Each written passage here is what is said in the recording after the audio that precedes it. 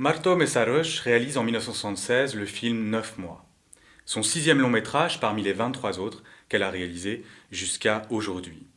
Juste après donc le film Adoption qu'elle réalise en 1974 et qui lui vaudra un Ours d'or à Berlin, et avant le film L2 réalisé en 1977. Ces films formant une trilogie portant sur la vie quotidienne des femmes, luttant contre la mainmise des hommes et pour le rétablissement de leur intégrité.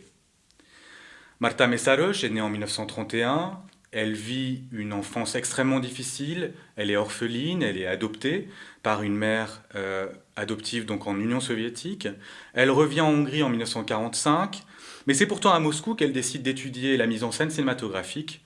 Elle sort ainsi diplômée du VGIK, l'école nationale soviétique située à Moscou, en 1950. C'est pourtant en Hongrie, son pays d'origine, qu'elle construit une œuvre passionnée et passionnante, malheureusement un peu oubliée aujourd'hui. Elle commence à réaliser ses films dans les années 50. Sa première période, une période documentaire, s'étale de 1954 à 1968. Et elle œuvre à une vision sociologique de la société hongroise. Doucement, cette vision sociologique se change et intègre des éléments biographiques et même des éléments autobiographiques bientôt. Et c'est alors que se construit une œuvre fictionnelle qui s'étend de 1968 à 1980 et qui intègre des éléments de plus en plus historiques à partir des années 80. Sa filmographie devient extrêmement connue en France dans les années 80, au moment où elle réalise des films sous la forme de journaux intimes, adressés à ses enfants, adressés à ses amants, à ses parents, et pour lequel aussi elle reçoit des prix dans les plus grands festivals internationaux.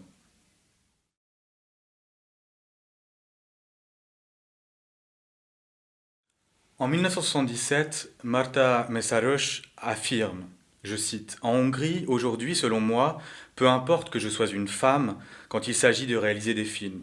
Certes, j'ai eu plus de mal à me faire accepter en tant que cinéaste que si j'étais un homme. Et d'une certaine manière, je suis toujours considérée comme une curiosité, dit-elle. » Fin de citation.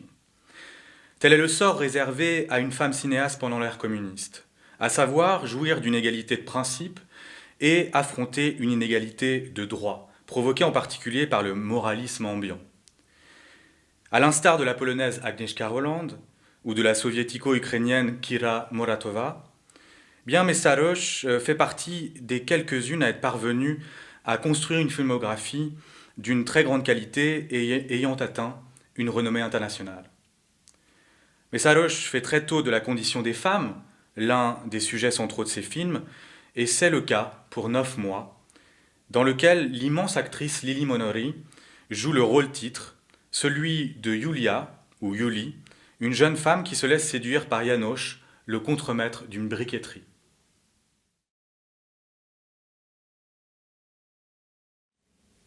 Dans 9 mois, Marta Mészáros décide de traiter intimement d'enjeux à la fois psychologiques et sociologiques relativement ordinaires. Et c'est ce traitement qui en fait tout l'intérêt. Le scénario adopte une structure plutôt linéaire qui joue entre les situations publiques à l'usine et les situations privées qui se situent dans l'appartement de János ou dans la maison qu'il construit. Le film, au fond, traite de la manière dont justement se distancie ou s'entremêlent le privé et le public, le travail et la vie, l'animalité et l'affection, l'officiel et le secret. Par exemple, c'est à l'usine que se rencontrent Yuli et János. Et c'est dans l'espace privé, par contre, que se jouent parfois des discours publics, discours délivrés par Yuli, à un moment donné, face à la famille de János, laquelle avoue qu'elle a eu un enfant avant de rencontrer János, avec un homme avec lequel elle n'est pas mariée, ce qui est considéré par la famille de János comme un affront aux convenances sociales. Le film formule les contradictions donc entre les normes conservatrices d'un côté, liées au patriarcat, et l'élan émancipateur de Yulia. Il indique toutes les formes de violence, qu'il s'agisse de contraintes physiques et morales, employées par les hommes à l'égard des femmes. Pour autant, aucun manichéisme ici, car le personnage de János est vu avec lucidité, mais aussi empathie et justesse, Ce personnage d'alcoolique, plutôt sympathique, extrêmement sensible, non conformiste et surtout très déçu par la vie.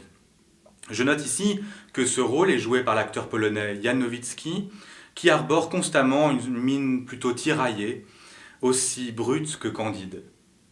Si le sujet du film est donc l'amour impossible, ou plutôt son empêchement provoqué par la croyance excessive de l'homme pour certaines normes sociales, malgré l'existence même de l'amour, c'est néanmoins le corps de Yulia lui-même qui est l'élément central du film. Ce corps symbole du mouvement ininterrompu, lequel s'apprête d'ailleurs à donner naissance une seconde fois, ceci expliquant le titre du film. Ayant cette particularité de s'ancrer dans la réalité sociale, rurale de la Hongrie des années 70, le film fait écho à une tendance plus générale d'une partie non négligeable de la cinématographie hongroise, laquelle combine la thématique amoureuse avec des enjeux sociopolitiques. Tendance enclenchée par un film d'amour, par exemple, de István Szabó, sorti en 1970, et par Amour, le film de Károly Mák, sorti en 1971. Alors 9 mois est un film qui évite tout jugement, et c'est là aussi son intérêt, et qui préfère recueillir des regards, les faire se conjuguer et parfois se confronter. Une œuvre à la fois douce et directe, crue et poétique, visuellement magnifique et émotionnellement déchirante. Je vous souhaite un très bon film.